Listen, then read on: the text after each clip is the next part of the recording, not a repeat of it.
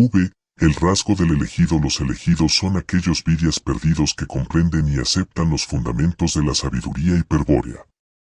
Sin embargo, no todos los vidyas perdidos son aptos para comprender y aceptar tales fundamentos en el día de hoy, es decir, en el día del espíritu. Algunos son víctimas de su propio extravío interior, de la sumisión del yo perdido en el sujeto consciente, de identificar al espíritu con la conciencia y de creerse alma. Otros, los más, son presa de la estrategia exterior enemiga, de las determinaciones objetivas que introducen, en la estructura cultural del vidya, las superestructuras de las culturas externas. Para la sinarquía, la cultura es un arma estratégica. Pero, de entre los vidyas perdidos en el día del espíritu, la orden de caballeros Tirodal sabe distinguir a los elegidos, a quienes convoca para afrontar, con honor, el próximo fin de la historia. Desde luego, en la confirmación que la orden realiza para asegurar que tal o cual vidya perdido es un elegido, intervienen una pluralidad de acciones esotéricas. Entre ellas se cuentan, por ejemplo, la investigación de sus registros innatos para conocer su historia espiritual, la detección de ciertas señales orgánicas que delatan su condición luciférica, la consulta a los siddhas de Agartha, entre otras. Empero, existe un rasgo primero que se toma en consideración, pues, por así decirlo, es el que lo diferencia de los verdaderos vidyas perdidos. Es el que anuncia, de manera inequívoca, que este vidya es distinto de los otros, que en él el yo perdido se haya preorientado hacia el origen. Vamos a describir semejante rasgo en esta segunda carta, porque todo elegido ha de ser capaz de reconocerlo en sí mismo, como carácter innato, sin necesidad de recurrir a nuevos conocimientos o explicaciones teóricas. Este rasgo, este carácter, es a priori de todo conocimiento y de toda explicación. Por el contrario, el conocimiento y las explicaciones, de cualquier tipo, suelen provenir de la búsqueda desesperada por comprenderlo. A partir de ahora, quien reconozca este rasgo en sí mismo comprobará, de inmediato, que la orden no se ha equivocado al convocarlo. Tendrá la seguridad de que el conocimiento y las explicaciones teóricas que ofrece la sabiduría hiperbórea le serán útiles a su particular condición. Podrá intuir que la iniciación hiperbórea es el camino que su espíritu reclama. Para sintetizar, vamos a denominar aquí predisposición gnóstica al rasgo mencionado. Este es una cualidad interior innata, propia del yo perdido, que el yo perdido manifiesta compulsivamente durante toda la vida sobre el sujeto anímico, con indiferencia hacia cualquier forma cultural que éste asuma. Hay que distinguir, de entrada, a la predisposición gnóstica de un simple caso de fe. La fe suele ser la creencia ciega en el producto de una intuición irracional, de la intuición incomprensible del contenido de los símbolos sagrados. La fe es netamente psicológica, un carácter del alma, la relación que el sujeto anímico establece con los símbolos sagrados arquetípicos, representantes de los 1000 rostros del Uno, en su evolución hacia la autonomía óntica de la entelequia Manu. Contrariamente, la predisposición gnóstica es expresión de la sabiduría innata del espíritu y es, ella misma, una sabiduría. Vale decir, que la predisposición gnóstica está fundada en la sabiduría innata y consiste en el conocimiento de la verdad del espíritu, de su esencia inmaterial e increada por el Uno, el creador de las formas que ordenan la materia. El elegido sabe interiormente, con absoluta certeza, de la existencia del espíritu increado y de su calidad superior a la de cualquier existencia, óntica u ontológica, creada por el Uno. Por eso no necesita creer en el espíritu ni en ninguna intuición irracional inducida por los símbolos sagrados. Su predisposición gnóstica se manifiesta como sabiduría innata de la verdad del espíritu, un saber que no puede ser ni afirmado ni negado por la razón anímica, porque consiste en una verdad absoluta e indudable. Es claro que la predisposición gnóstica no actúa siempre con la misma intensidad, pues su presencia está ligada a la fuerza volitiva del yo perdido, a la fuerza expresada por el espíritu encadenado. En efecto, la predisposición gnóstica es una especie de mística interior. Es decir, de acuerdo a la definición adelantada en la primera parte, es la forma de un contenido carismático. Tal contenido es la voluntad graciosa luciférica, la esencia del yo, cuya presencia en el yo perdido no es constante, sino que su fuerza es más o menos intensa durante la vida del vidya, de acuerdo al grado de confusión estratégica que éste padezca. El elegido, aunque posea el rasgo de la predisposición gnóstica, no por eso deja de ser un vidya perdido, sometido a los vaivenes kármicos que le impone la estrategia enemiga para mantenerlo en la confusión. Contando solo con la predisposición gnóstica, no es posible despertar en el día del espíritu. Es necesario disponer también de la sabiduría hiperbórea. Mas, aunque alguien que no es un elegido consiga los fundamentos de la sabiduría hiperbórea, si no posee la predisposición gnóstica, tampoco logrará despertar, pues los fundamentos de la sabiduría hiperbórea, sin predisposición gnóstica, jamás serán para el vidya perdido verdadera sabiduría. Pero al elegido, que exhibe la predisposición gnóstica, la orden de caballeros Tirodal le ofrece la sabiduría hiperbórea, que hará posible su despertar espiritual en el día del espíritu, para afrontar, con honor, el próximo fin de la historia. Ahora bien, hasta aquí se ha aludido al aspecto esencial, es decir, interior, de la predisposición gnóstica. Dicho aspecto, por sí solo, no basta para distinguir a los elegidos de entre los vidyas perdidos. El rasgo del elegido, propiamente dicho, lo constituye una trayectoria característica que la predisposición gnóstica causa en su vida. Esta trayectoria, finalmente, es la que lo ha de conducir carismáticamente hasta la orden de caballeros Tirodal, a coincidir sincronísticamente con la orden en el día del espíritu. Analicemos brevemente, y en líneas generales, las consecuencias que la predisposición gnóstica causa en la vida del elegido. La predisposición gnóstica consiste, según se dijo, en el conocimiento de la verdad del espíritu, conocimiento que procede de la sabiduría espiritual innata. Provisto de este conocimiento, el elegido comienza a buscar, desde el principio, en las religiones y doctrinas teológicas que ofrece la cultura colectiva, la confirmación de su saber espiritual. Y aquí se produce el principal y paradójico hecho que determina su vida, más tarde o más temprano.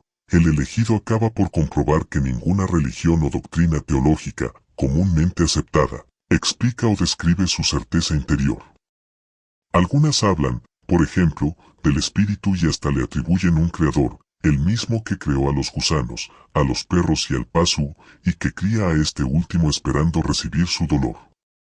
Ese espíritu de las religiones y doctrinas teológicas no es más que una equívoca denominación del alma, la expresión manifestada en la materia de la mónada arquetípica creada por el Uno, a su imagen y semejanza. Su destino, como todo lo anímico, no es otro que el de evolucionar hacia una perfección entelequial, que culmina en la asignación de un puesto específico en el orden universal, un puesto que supone la sumisión final a el Uno, en un grado secundario de existencia. Puede ocurrir, entonces, que el elegido se confunda momentáneamente y acepte el concepto falso de un espíritu creado, intentando, por consiguiente, dirigirse al Creador, al Dios del universo. En ese caso, el resultado de la búsqueda no puede ser más sorprendente. El pretendido Dios, supuestamente creador del espíritu, del ser conocido por la predisposición gnóstica del elegido, demuestra hacia su criatura una indiferencia total. El elegido puede dirigirse de muchos modos al Dios creador, sin que éste responda jamás, en cuanto se refiera a lo conocido por la predisposición gnóstica, a sus interrogantes. Ni la devoción más sumisa, ni los reclamos más exigentes, logran otra cosa que el silencio de el Uno. Por supuesto, tal efecto sucede porque el elegido se ha dirigido al Dios equivocado, no al Creador del espíritu, sino al Creador del alma, en la cual está encadenado su espíritu eterno. Y el Uno solo puede ser indiferente ante un espíritu que es extranjero en su creación. Si el elegido no advierte a tiempo el motivo de esa indiferencia divina, quizá reaccione de manera típica y paradójica, convirtiéndose en un místico sin Dios, en un ateo espiritual, etc. Para quien ha tomado este camino, no hay otra alternativa, porque la predisposición gnóstica le muestra, con absoluta certeza, en todo momento, la verdad del espíritu, en tanto que el Dios creador se niega a responder. Esta actitud incomprensible, por parte de quien debiera atender con presteza a sus criaturas más espirituales, causa esa típica sensación de abandono en el elegido, un sentimiento de culpa, la sospecha de ser portador de un pecado desconocido. He aquí el primer drama del elegido, abandonado por Dios, pero sabedor de la verdad del Espíritu, conocedor de que existe un ser absolutamente superior a la materia, quizá pase años buscando, en el fondo de sí mismo, la culpa inexistente por la cual, supone, ha sido castigado con la indiferencia divina. Pero el Espíritu eterno del elegido no tiene ninguna culpa que purgar, aunque deba soportar, efectivamente, el castigo del encadenamiento a la materia. Lo que ha existido en el origen no es una culpa, sino una traición y un engaño, tal como se ha expuesto en la primera parte. Por esa traición y ese engaño, perpetrado por los idas traidores, el Espíritu Eterno fue revertido y encadenado a la estructura psíquica del Pasu para acelerar su evolución. Y solo hoy, en el Día del Espíritu, luego de un periodo de más de 10.000 años de oscuridad, los vidyas perdidos tienen nuevamente la posibilidad de liberar su espíritu eterno por la praxis de la iniciación hiperbórea. Volviendo a la trayectoria característica del elegido, el siguiente paso, después de buscar inútilmente la culpa interior, será tratar de comprender, con más profundidad, el destino del hombre, las leyes que rigen su suerte o su desgracia. Aprenderá entonces que los actos del hombre causan reacciones futuras, las que deben ser indefectiblemente compensadas para evolucionar hacia la perfección que prevén los planes de Dios. Tal compensación, desde luego, está regida por la ley del karma, cuyos propósitos son insondables para los simples mortales, puesto que quienes evalúan y miden las cuentas a saldar son los señores del karma, grandes seres pertenecientes a la jerarquía del gobierno de Dios. En este punto, el elegido vislumbra una solución para su problema. El silencio de Dios se debe a que no ha saldado convenientemente las deudas kármicas. Existe, al fin, una culpa, un mal antiguo que debe ser purgado, pero al que no recuerda por haber sido consumado en vidas pasadas. El problema se reduce ahora a pagar ese karma pendiente, a hacerse merecedor, por la vía del servicio y del sacrificio, de la atención divina. No basta, pues, saber la verdad del Espíritu, como ingenuamente creía el elegido, para gozar de la atención de Dios. Hay que trabajar para ello, ganarse un lugar en la jerarquía espiritual de la tierra, modelarse en cuerpo y alma de acuerdo a un patrón universal de hombre, a un arquetipo Manú. ¿Y quién sabe cómo hay que conducirse por el sendero de la evolución del alma? ¿Quién conoce el modo perfecto de compensar el karma y ganar la gloria de acceder al Dios Creador? Respuesta que recibirá el elegido, las sociedades secretas dirigidas ocultamente por la jerarquía blanca de Chan Chambala. En estas sociedades o sectas, el novicio aprende una ciencia esotérica que le permite comprender las leyes ocultas del universo y un yoga con el cual domina y armoniza el organismo microcósmico. Naturalmente, cuando el elegido recibe esta respuesta, es signo de que pasa por el peor momento de su confusión estratégica. La estrategia enemiga se propone, entonces, confundirlo definitivamente por medio de la mencionada ciencia esotérica, que en nada se refiere al espíritu hiperbóreo, y destruir su yo, expresión del espíritu increado. Por medio de la práctica de un yoga sinárquico, ver más detalles de este plan en el tomo 4. Si el elegido continúa sin advertir el engaño, no tardará en quedar incorporado a una sociedad secreta de la sinarquía universal. Como masón, teósofo, Rosacruz, etc., se le informará que la jerarquía blanca está integrada por maestros de sabiduría, es decir, por seres que alguna vez fueron humanos, igual que el elegido, pero que ahora son inmortales y poseen grandes poderes. Los maestros de sabiduría, así como otros seres que jamás encarnaron, si están en contacto pleno con el Dios creador del universo, sea directamente, sea a través de dioses intermediarios o logos solares.